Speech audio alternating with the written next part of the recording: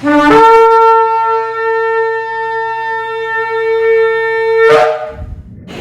Shalom, está en la congregación 20 finales del sector Candelaria, carretera número 12 en Arecibo. Y esta que le habla es la Roa y la doctora Maritza Rivera. Hoy venimos con una nueva parashá, la parashá número 38, la parashá Korah. Y esta parashá la encontramos en el libro de Bamidbar, Números, capítulo 16, 1 al capítulo 18, versículo 32. Y esta parashá tiene un significado. Korah significa calvo, pero en el contexto escritural adquiere un significado más profundo de vacío, rebelión y falta de contentamiento con el llamado de Elohim. Y hacemos una introducción de lo que vamos a estar viendo y nos dice que Korah indujo a un motín desafiando el liderazgo de Moshe y la entrega de la Keuná del sacerdocio a Aarón. Y se suman al motín dos enemigos de Moshe, que eran Datán y Abiram, más 250 miembros distinguidos de la comunidad que ofrecen el Kadosh Ketoret, que es el incienso, para probar que son meritorios de la Keuná, del sacerdocio. La tierra se abre y traga a los rebeldes, mientras un fuego consume las ofrendas de Ketoret. Y una subsiguiente plaga es frenada por la ofrenda de Ketoret de Aarón. Su vara milagrosamente florece con almendras para probar que su designación como sumo Cohen es de origen divino. Y Yahweh indica las leyes de Trumá, que son las leyes de ofrenda de cada cosecha de grano, vino y aceite de oliva, y todos los primogénitos del ganado, ovino y vacuno, junto a otras dádivas específicas entregadas a los Kohanim. De esto más o menos hablan estos capítulos. Y entramos de lleno a la parashá en el capítulo 16 y versículo 1, donde nos dice: y se rebeló Korah, hijo de Yishar, hijo de Kehat, hijo de Leví, con Datán y Abiram, hijos de Eliab y On, hijos de Pelet, hijos de Rubén. Korah tuvo envidia debido a que Elizafán fue nombrado príncipe del Shevet. El Shevet es de la tribu o clan. ¿De qué tribu o clan? De Leví. O sea que él pensaba que después de Amram, hijo de Kehat, seguía su padre Itzhar, y él era el primogénito de Itzhar. Entonces los descendientes de Amram, que era Moshe y Aarón, ya habían tomado funciones. Por lo tanto, Korah continuaba en el orden para ser el príncipe del Shevet. Y yo dije que el Shevet es ¿qué? De la tribu. Pero obviamente el reparto de cargos era dictamen no de Moshe, era un dictamen por Yahweh. Y Moshe solamente era el portavoz. Entonces, Datán y Abiram argumentaban que Moshe por su cuenta quitó la primogenitura de su Shevet, que era el Shevet de Rubén, de la tribu de Rubén, para dársela a los Shevatim que descienden de Yosef, con el fin de beneficiar el Shevet de Efraín por ser el Shevet de su alumno preferido. ¿Cuánto me están entendiendo lo que yo estoy hablando? Y su alumno preferido era Yahoshua. Entonces Datán y Abiram habían sido quienes se estaban peleando en Egipto cuando intervino Moshe. ¿Ustedes se acuerdan de la pelea que hubo en Egipto? Que eran dos hebreos que le dijeron a Moshe: ¿y quién te ha dado a ti vela en este entierro? ¿Quién te ha dicho a ti que tú puedes venir a intervenir si tú ayer mataste a un egipcio? Pues esos dos eran ¿quién? Datán y Abiram, que son los que habían, ¿verdad?, estado peleando en Egipto cuando Moshe intervino.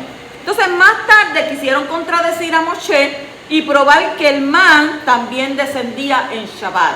Pero usted sabe que Abba dijo que el man no iba a descender en Shabbat, pero ellos querían probar lo contrario. Ve que ya venían muchos argumentos en contra de Moshe y Aarón, pero lo que ellos no se daban de cuenta es que todo lo que estaba aconteciendo era porque el poderoso lo permitía, porque el poderoso lo mandaba y porque Abba Kadosh era el que hablaba. Nos vamos al capítulo 16, 7, donde dice: y poned fuego en ellos y echar incienso sobre ellos mañana en la presencia de Yahweh, y el hombre a quien Yahweh escoja será el que es consagrado. ¿Es demasiado para ustedes, hijos de Leví? Cuando dice es demasiado, se refiere a que Korah y los demás dudaron sobre la elección de Aarón como sumo Cohen, y de esta forma estaban rebelándose contra la orden de Yahweh.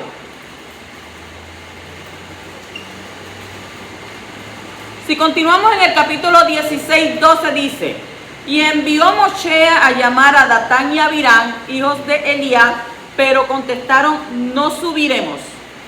Cuando dice que envió Moshe a llamar, aunque ellos buscaron en varias oportunidades perjudicar a Moshe, siempre intentaba apaciguar el altercado. O sea que Moshe, como varón humilde, como siervo llamado de Abba, pues no entraban en esas discusiones, en esas peleas, sino que él siempre trataba de ¿qué?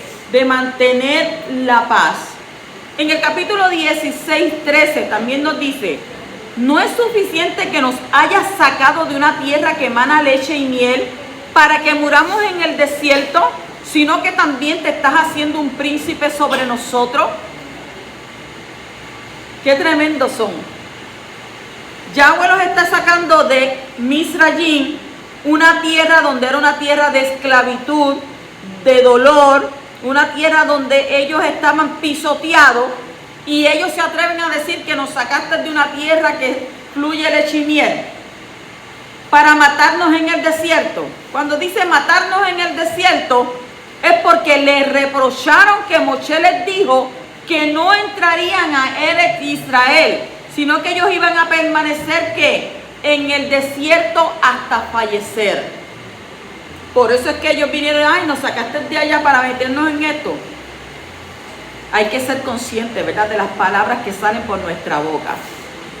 En el capítulo 16, 15 dice: Moshe se enojó mucho. Usted sabe que Moshe era un hombre humilde, no se enojaba por nada. Dice, se enojó mucho y dijo a Yahweh: no acepte su ofrenda. No he tomado de ellos ni un solo asno, ni le he hecho daño a ninguno de ellos. ¿Por qué se enojó Moshe? ¿Por qué Moshe dijo ni un asno de ellos? Lo que Moshe quiso decir que ellos habían salido libres de la espantosa esclavitud gracias a él, y que en cambio él nunca tomó nada en pago, sino que había vivido de lo que él ganó trabajando con Yitro, y luego Yahweh le entregó los trozos de zafiro que quedaron luego de horadar las tablas de la Torá. Si usted lee la escritura hebrea, la Biblia hebrea, usted se va a dar de cuenta que es bien diferente a lo que nosotros tenemos. Por eso es que hablo de esta manera, ¿verdad? Entonces, lo que él tenía, se lo dio el poderoso, no se lo dio nadie. Y entonces, vemos ahí que él le dijo que yo no tomé ni siquiera, ¿qué? Ni un asno de ustedes. Seguimos en el 16, 19 y dice que Corá convocó contra ellos a toda la congregación a la entrada de la tienda de reunión. Entonces se mostró el honor del Creador a toda la congregación. Esto fue una falta de respeto a Moshe, porque el líder era Moshe, no eran ellos.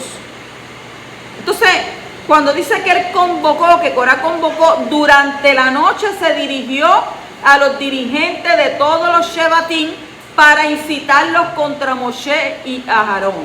O sea, él estaba buscando que hubiera gente aliada, ¿ve? Que los siguieran a él. ¿Cuántos logró reunir? 250. Pero 250 ¿bajo qué? Bajo chisme. Porque él lo que estaba llevando era chisme, hablando mal de Moshe y de Aarón. Y se supone que eso no se hiciera. La escritura habla sobre los que hablan de verdad, del líder que es puesto por el poderoso, porque cuando Yahweh pone un líder, nadie lo quita. Y cuando hablan del líder, Yahweh lo oye. Las conversaciones que uno no oye, Yahweh las escucha. Y eso nosotros tenemos ejemplo en la escritura, inclusive con la hermana de Aarón ¿verdad? Y de Moshe, que era Miriam. En el 16:30 dice: pero si Yahweh hace algo enteramente nuevo, y la tierra abre su boca y los traga con todo lo que les pertenece, y descienden vivos al Sheol, entonces sabréis que estos hombres han menospreciado a Yahweh. Usted puede imaginar una palabra como esta salida de la boca de Moshe: si la tierra abre su boca. O sea, Moshe Rabenu pidió una creación especial para castigar a los sublevados. ¿Por qué? Porque las intrigas que difundió Corá contra Moshe y Aarón ponían en duda que las misbot, los mandamientos que estaba transmitiendo Moshe, emanaban de Yahweh. Entonces esto hacía perder por completo ¿a quién? Al pueblo de Israel, porque lo estaba haciendo ver como que era un mentiroso, como que eso no venía de Yahweh, sino que procedía de él. Entonces dice en el capítulo 16:34, y todo Israel que estaban alrededor de ellos huyeron a causa del estruendo, porque dijeron, no sea que nos trague la tierra. ¿De qué estruendo estaban ellos corriendo? Aquí, según Rashi, se refiere al estruendo que hizo la tierra al abrirse y tragárselo. Y según Rabeno Bajiel, se refiere a los gritos de los que eran tragados. ¿Por qué? Porque ellos decían, Moshe es verídico, su Torah es verídica y nosotros somos mentirosos. Tiene que el pueblo haber, ¿verdad?, reaccionado y entender que verdaderamente Moshe era el elegido. Porque el Moshe venir y decir, si la tierra se abre, algo bien, ¿verdad? Que imagínense, no, si la tierra se abre y te traga, eso quiere decir, la tierra se abrió, se los tragó a todos. Y entonces, ¿qué sucedió? Con esto que toda la gente estaba viendo, la congregación estaba viendo, era para que tuvieran temor, era para que se arrepintieran, era para que, ¿verdad?, dijeran, mira, hemos pecado, hemos transgredido, hemos hablado, hemos hecho lo que no teníamos que hacer delante de Abba. Verdaderamente esto es un líder que Yahweh escogió. Pero ¿qué pasó? Nos vamos al capítulo 17:6, donde dice, se quejó toda la congregación de los hijos de Israel al otro día contra Moshe y Aarón, diciendo, ustedes están matando al pueblo. Están matando. O sea, se refirieron a los 250 hombres que murieron por haber presentado el ¿qué? El saumerio. Pero como había sido por propuesta de Moshe, se quejaron diciendo que hubiera sido suficiente demostrar que Aarón era el elegido y castigado a Corá, Datán y Abirán, que no era necesario matar a los demás dándole un mal consejo. Porque Yahweh también se llevó los 250. Porque el pueblo quería que solamente, no que castigaran, porque mira cómo ellos solamente querían que castigaran a Corá, Datán y Abirán. Pero que a los otros 250 no. Pero es que los otros 250 iban en el mismo pensamiento, en la misma fila que los líderes que se levantaron en contra de Moshe. Porque ellos fueron los que los aconsejaron mal. Pues entonces, que si se hubieran ellos quedado vivos, ¿qué hubiera pasado? ¿Iba a seguir qué? ¿Iba a seguir qué? La misma habladuría. Iba a seguir, ¿verdad?, el malestar en contra de ellos. Pues entonces las cosas hay que hacerlas que Abba las cosas las arranca de raíz y las tira. En el 17:10 dice, sepárense de en medio de esta congregación porque los exterminaré en un momento. Entonces cayeron Moshe y Aarón sobre sus rostros. O sea que las quejas contra Moshe respecto a los que fallecieron eran injustas. ¿Por qué? Porque ya existía el antecedente ¿de quién? ¿De quién? De Nadab y Abiú, que por presentar un saumerio sin ser designado, ellos habían fallecido. O sea que los 250 hombres no habían estado de acuerdo con que todo el servicio Kodesh lo realizaran los Kohanim, sino que querían que cada Shevet, cada tribu, también participara en ese honor.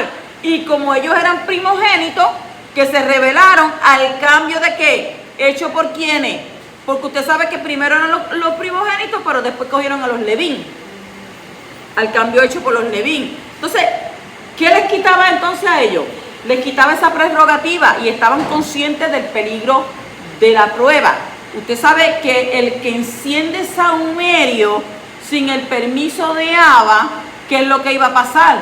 Iban a morir. Eso fue lo que pasó con los hijos de Aarón, que ellos lo hicieron, ¿verdad?, como no tenían. Entonces, si ellos estaban conscientes del peligro de la prueba, cuando dice en un momento, o sea, el hecho de no estar de acuerdo con lo sucedido a los 250 hombres, también era quejarse contra la voluntad del Creador. ¿Qué podemos decir de esto? Que en cada acto de pecado que refiere la Torá, se vislumbra en el pueblo de Israel ciertos sentimientos de pretensiones espirituales que, aunque a veces no procedían, demuestran el porqué de haber sido Am Segulá.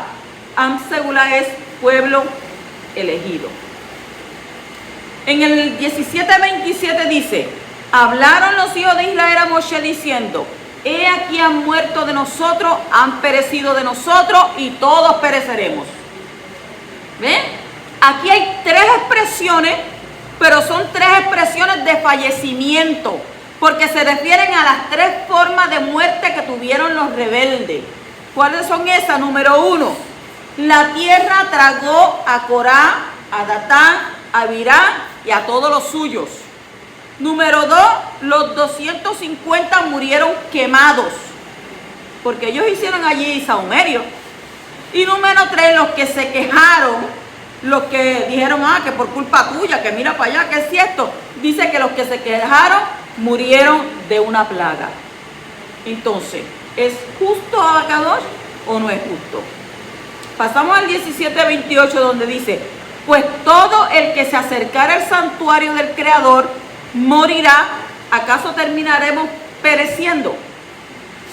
Bené Israel tenía ya miedo de cuando Israel estuviera en el atrio y algunos se acercase sin querer a donde les estaba prohibido, y por esa causa ellos iban a ¿qué? A fallecer. Entonces ellos tenían que preguntar, mira, ¿en qué área yo me puedo parar? ¿En qué área yo puedo estar? Porque si nada más que puedo tocar esto y ahí me muero, si nada más prendo esto y me muero, entonces ¿qué área es la que nosotros tenemos que estar pisando?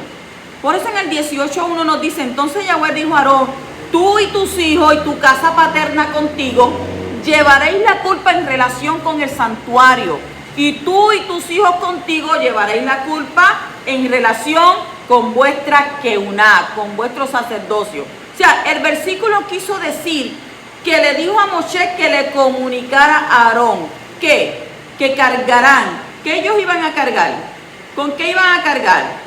Le dijo, serán culpables si no previenen a cualquier extraño de acercarse a donde le está prohibido.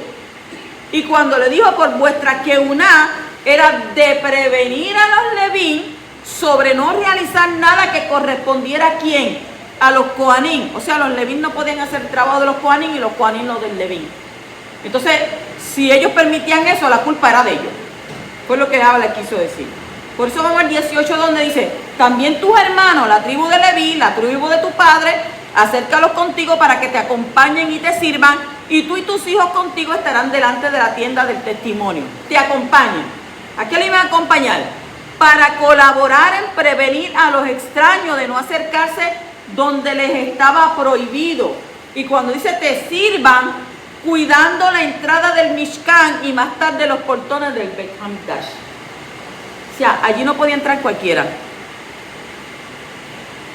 Todo tenía que, todo estaba específico quiénes podían entrar, que si los levín o los coanín, y entonces los que tenían que, ¿verdad?, hacer todas las demás cosas del servicio en el santuario. Entonces, a eso era como un permiso especial. Pregúntale a Abba si yo puedo cruzar allí. Pregúntale a Abba si yo me puedo parar ahí en el altar. ¿Estaré yo bien? No vaya. Mire, si fuera el tiempo de hoy en día, yo creo que estuvieran entejando, Cristo Rey estuviera ya rico, millonario. Si fuera por la gente que se para en los altares. En el 18:5 dice, cuidarán el encargo del santuario, ¿ves? Y el encargo del altar, para que no hubiera más ira sobre los hijos de Israel. Mire, o sea, el altar lo nombra ¿qué? Aparte, y no incluye en la palabra santuario o tienda de reunión. ¿Por qué? Porque se encontraba fuera de la tienda que contenía las tablas. A diferencia de los demás implementos, el altar se ubicaba en el patio del Mishkan. ¿Cuán importante era esto para Yahweh? Quizás para nosotros, ¿verdad? Dice, wow, pero mira para allá tanta cosa. Pero, ¿qué Saba? ¿Qué había allí? ¿Qué había en el santuario? En el lugar Kadosh Kadoshim, la Shejiná del Poderoso. Por eso que usted ve esos malak que estaban así, y sobre ella dice que reposaba la Shejiná. Entonces, ese esplendor nadie lo podía soportar. Por eso la gente caía muerta. Y si estaban, ¿verdad?, en pecado o transgresión, todavía. Ok, continúa en el 18:15, donde dice: todo primogénito de matriz, de toda carne que son acercados a Yahweh, de la persona y de la bestia serán para ti. Pero será rescatado el primogénito de la persona, y al primogénito de la bestia impura rescatarás.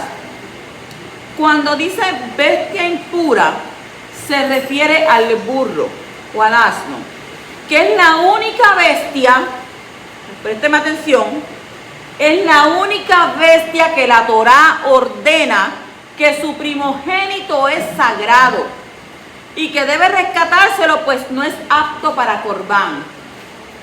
Aquí el Maharán en su libro de Hidushé Agadot nos explica. Él nos dice que el asno fue distinguido con el mérito de que sus primogénitos sean ¿qué? Sagrados. Y debido a que este animal fue muy útil cuando Bené Israel salieron de Egipto, porque ellos cargaron todas sus pertenencias. Y si nos vamos a través de las escrituras donde nos habla del asno, podemos ver en muchas ocasiones donde nos explica, ¿verdad? Y nos dice, mira, ¿el asno de quién? De Bilán. Él lleva un asno. También que decía aquí cuando leemos las Haftará en Shamuel, no he cogido ni un asno. O sea, cuando Mashiach entró, que dice que entró en un pollino, ¿en qué él entró? En un asno. Por eso es que la Torá le da ¿qué? Le da la primogenitura, aunque es un animal que no es puro, que es impuro, pero prefiere la primogenitura para rescatarlo. ¿Por qué? Porque la ayuda que da el asno, por toda su ayuda, con los Bene Israel, con esto, con aquello, con lo otro. Entonces, también Moshe, cuando se dirigió a Egipto para sacar a Israel, dice que él viajó en un asno. No viajó en una Toyota, ni una Honda. El que viajó en una Honda fue David. Pero Moshe se dirigió y viajó ¿en qué? En un asno. Entonces, cuando Abraham fue con su hijo Yitzhak para inmolarlo por orden divina, cuyo mérito es el fundamento para la existencia perpetua de Bene Israel, dice que viajó en un asno.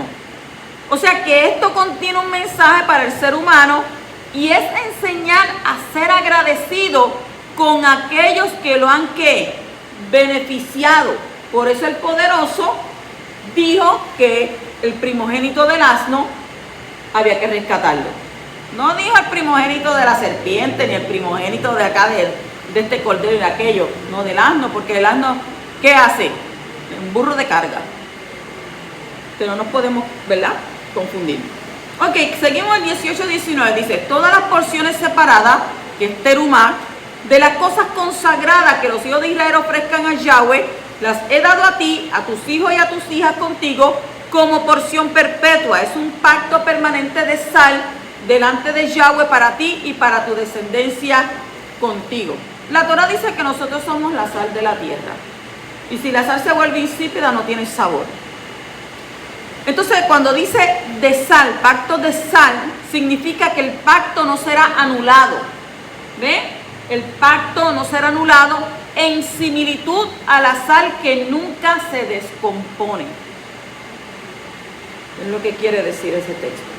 Cuando nos vamos al 18-20, dice, dijo Yahweh a Aarón en su tierra, ¿la tierra de qué? De Israel, no heredarás y parte no tendrás dentro de ellos. Yo soy tu parte y tu heredad dentro de los hijos de Israel. No heredarás, no tendrás, le dijo el poderoso. ¿Por qué? Porque los Coanín no tenían permiso para tomar posesión de tierra o de participar en el reparto del botín de guerra, aunque los demás hombres de Bene Israel quisieran entregárselo. Ya Yahweh había establecido para ellos algo y eso había que cumplirse. Y ellos no tuvieron, ¿verdad?, porción de tierra, porque ¿dónde estaban ellos? En el Mishkan, en el templo. Ahí ellos estaban. Esa era su porción, en el Mishkan. En el 18-27 dice, y será considerada a ustedes vuestra donación como la elevada del cereal del granero y como la elevada del producto del lagar. Del cereal.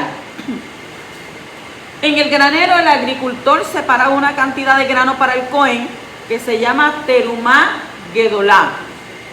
Y de los restantes separaba la 10ª parte para el Leví, llamada maaser rishon. De este maaser, que es el diezmo, el Leví sacaba el diezmo para el Cohen, que se llama terumat maaser. Entonces cuando dice der lagar, se refiere al vino y al aceite. O sea que la Torá no estableció una medida para la terumá gedolá, cumpliéndose con cualquier medida. Pero después los jajamín, ¿quiénes eran los jajamín? Los sabios. Los jajamín son los sabios. Fijaron la cantidad de 1 en 50, es decir, el 2%. Pasamos al capítulo 18, 29, donde dice: de todas vuestras dádivas que reciban, elevarán la donación al Creador, y de todo lo mejor de él darán lo consagrado al Cohen. Darán lo consagrado. Se refiere al caso en el que el Leví retiró su diezmo antes que el Cohen retirara su terumá. El Leví debe separar primero el 2% para el Cohen y luego el 10% de lo que resta también para el Cohen, pues el Leví debe dar al Cohen un diezmo de lo que recibe. Y si fuese hoy en día, la gente estaría, mira para allá, un 10 y un 2 y esto, llorando. En el 18:30 dice: y les dirás además, cuando eleven lo mejor de él, se considerará a los levín como el producto del granero y como el producto del lagar. Luego que el leví separa lo que es debido, el resto está permitido para él. O sea que al igual que Israel le está permitido lo suyo, luego de separar todo lo que debe de donar, los productos que quedan luego de separar sus terumot, sus donaciones, se denominan julín. Julín, que quiere decir hábil. Y con esto no había juego. Los leví tenían que sacar la porción y tenían que entregar su parte, porque así el poderoso lo había que establecido. Shabbat shalom.